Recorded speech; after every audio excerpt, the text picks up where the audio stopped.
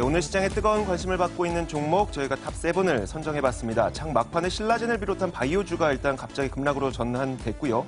반면에 코스피는 미국의 금리 인상을 시작으로 금융주가 대부분 상승하는 현상이 좀 도드라졌습니다. 자, 각각의 탑7 종목 어떤 것들이 있는지 지금부터 전해드리도록 하겠습니다. 자, 먼저 계속 프로그램 시작하면서부터 계속 얘기했던 거죠. 하루 종일 잔잔했던 코스닥 바이오 주가가 2시 30분부터 좀 급락하는 모습이 나타나면서 신라젠은 지금 8.9%까지 현재 떨어진 채 거래가 되고 있고요. 이 외에도 바이로메드와 티슈진 등도 급락으로 전환된 상태입니다. 자, 이어서 홈캐스트인데요. 셋톱박스와 통신장비 기업인 홈캐스트의 최대 주주가 황우석 박사가 이끄는 H바이온인데 오늘 딱히 큰 뉴스는 없음에도 불구하고 급반등이 일단 나타나고 있습니다. 상승 탄력은 좀 줄이면서 현재 8% 정도 상승으로 기록이 되고 있습니다. 자, 탑5 종목 한번 보겠습니다. 금융주인데요. 미국의 금리 인상은 이제 금융주에게 대부분 호재가 되겠죠.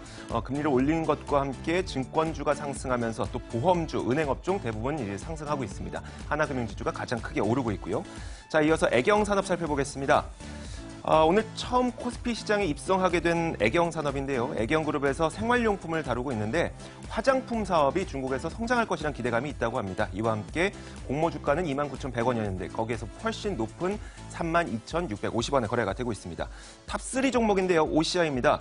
중국이 최근 환경 규제를 아주 강하게 하고 있는데 이 때문에 수혜를 받는 것은 OCI가 될 것이다. 이런 기대감이 나오고 있고요. 이와 함께 오늘 시장에서도 거의 10%의 반등이 나타나고 있습니다.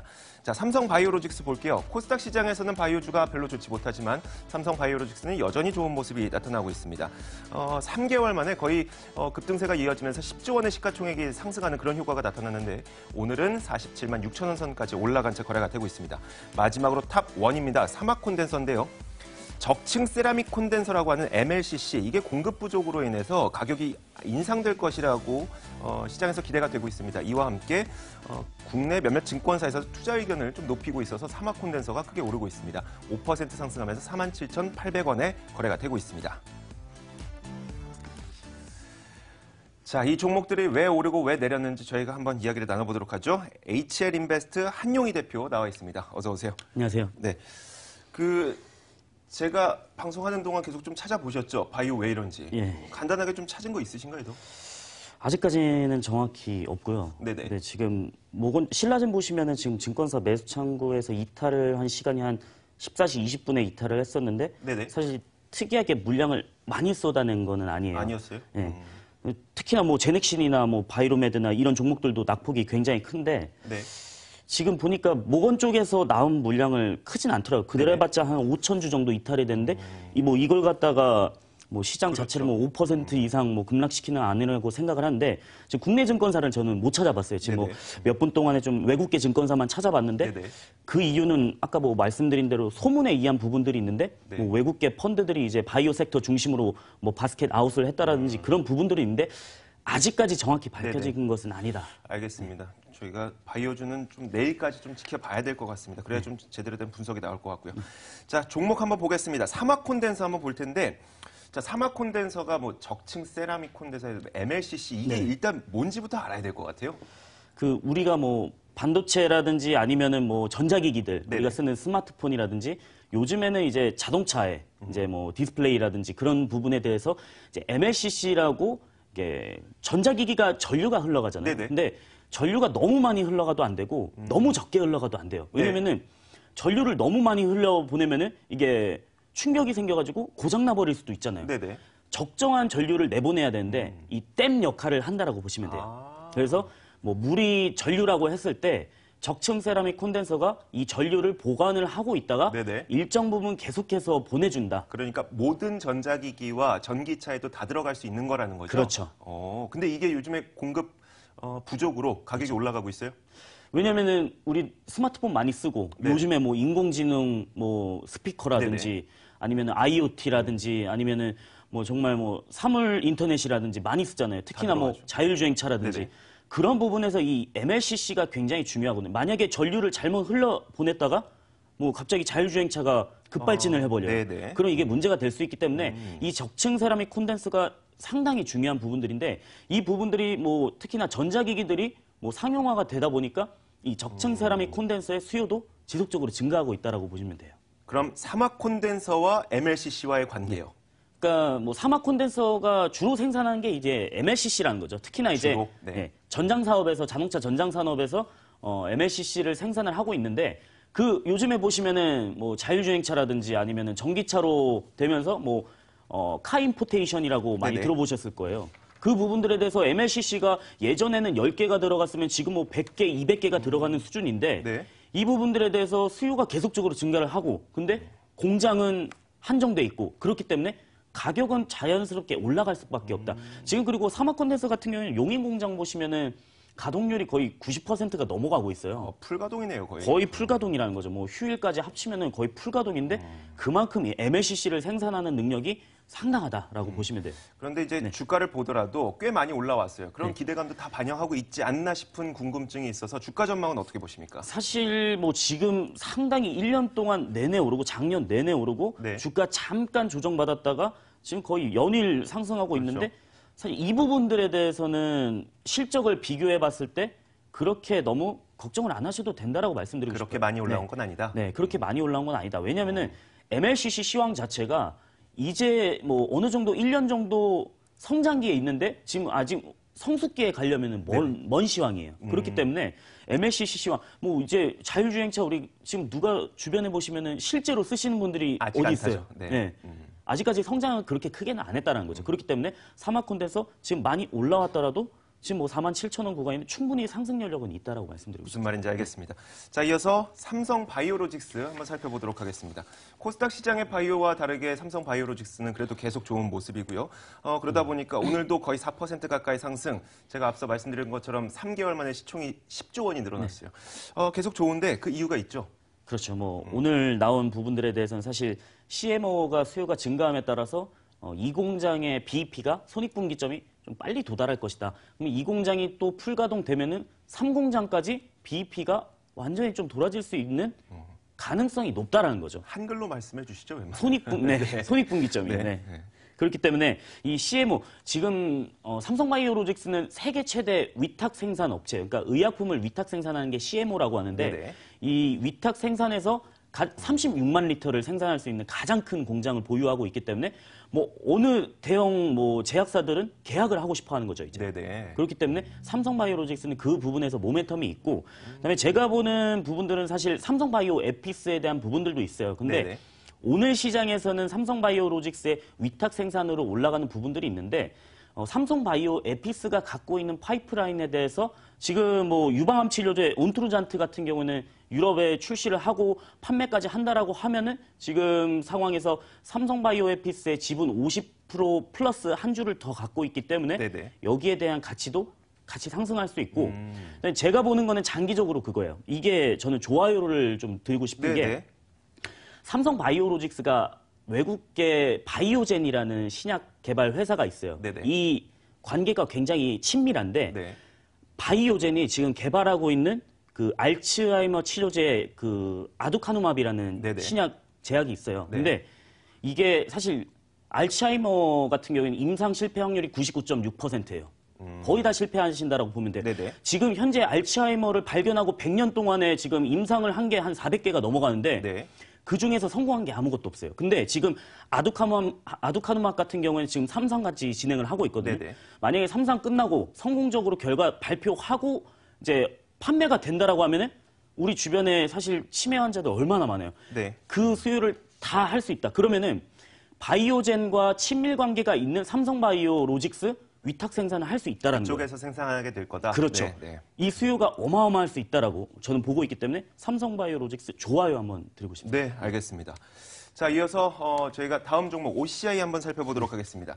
요즘에 중국에서 환경 규제 한다고 하면서 사실 얼마 전에는 우리나라의 제지업체들도 꽤 많이 올랐었어요. 중국에 있는 제지업체들이 한번 종이 생산하려면 뭐 스모그도 많이 내고 하다 보니까 근데 이번에는 또 그 뭐 카본 그리고 또 뭐였었죠? 피치였나요? 뭐 이런 것들이 또 모자른다고 해요. 환경 규제 때문에. 그래서 OCI가 좀 수혜의 기대감을 받고 있는데 어떻습니까? 그러니까 첫 번째로 이 시황을 잘 아셔야 되는 부분들은 양회를 보셔야 돼요. 네. 전인대를 보셔야지 중국이 어떻게 흘러가는구나라고 생각을 하실 수가 있는데 특히나 이제 작년 전인대, 이번 전인대 같은 경우에는 규제가 굉장히 많이 쏟아냈었어요. 그러니까 환경 규제라든지 부채 관련해서라든지 많이 쏟아냈었는데 아직까지 환경 규제에 대한 부분들은 진행 중이다. 근데 지금 보시면은 이 카본 케미칼 사업에서 주력으로 하는 게 이제 카본 블랙이라는 게 있어요. 네네. 이 카본 블랙이 뭐냐면은 석탄을 연소시키게 되면은 이 연기가 나잖아요. 네. 연기가 나는데 그 까만 그을음이 이제 미세탄소 분말이라는 가루가 있어요. 네네. 근데 뭐 석유를 태우면은 그 까만색 가루도 거기서 이제 콜타르라는 게 나와요. 네네. 이걸 가지고 우리가 타이어 있죠. 타이어가 고무인데 딱딱하잖아요. 네. 이 타이어의 강도를 높이는 게 이제 미세탄소 분말이거든요. 네. 그거에 대해서 사실 중국에서 환경 규제를 하게 되면은 이 콜타르나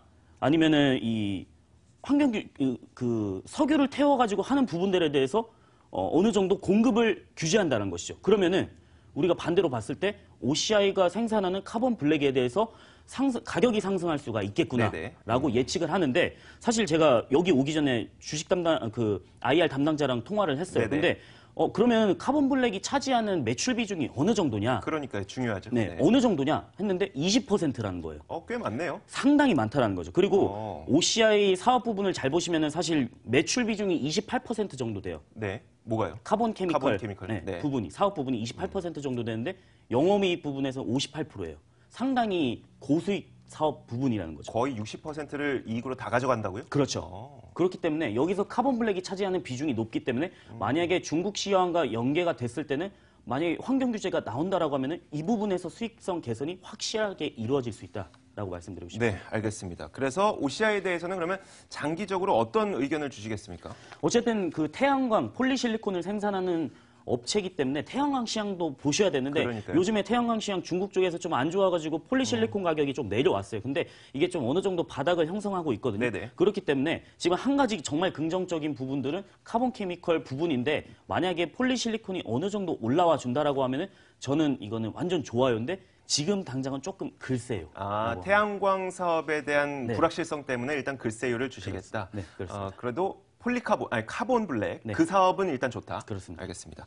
자, 한 가지 종목 더 보겠습니다. 시간이 많진 않은데 네. 애경산업 볼 텐데요. 오늘 처음으로 이제 코스피 시장에 입성을 했습니다. 공모주가보다도 훨씬 더 좋은 가격을 받고 있고요. 네.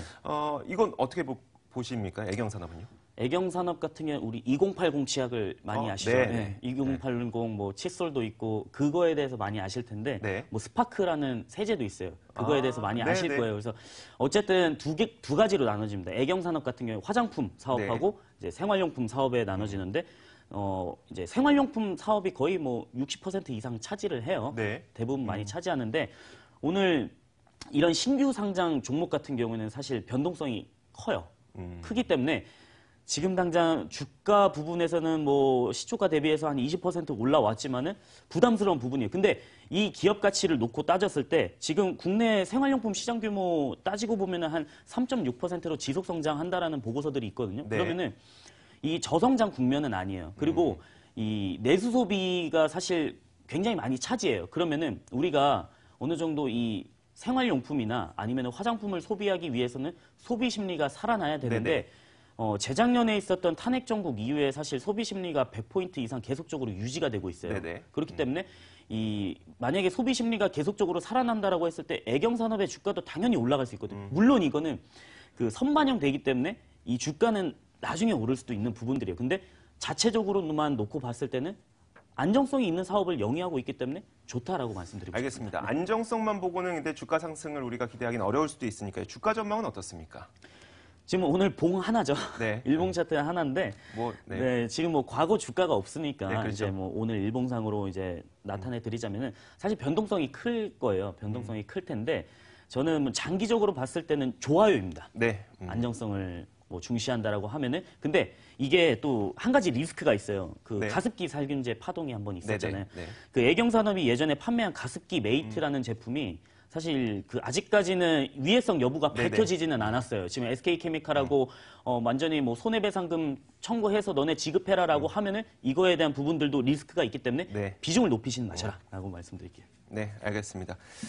자, 저희가 미리 받았는데요. 삼화콘대서를 내일장 탑픽으로 꼽아주셨으니까요. 참고하시고요. 오늘장 마감도 이제 몇 초 남지 않았습니다. 동시호가와 마감 종가 확인하고 돌아오겠습니다.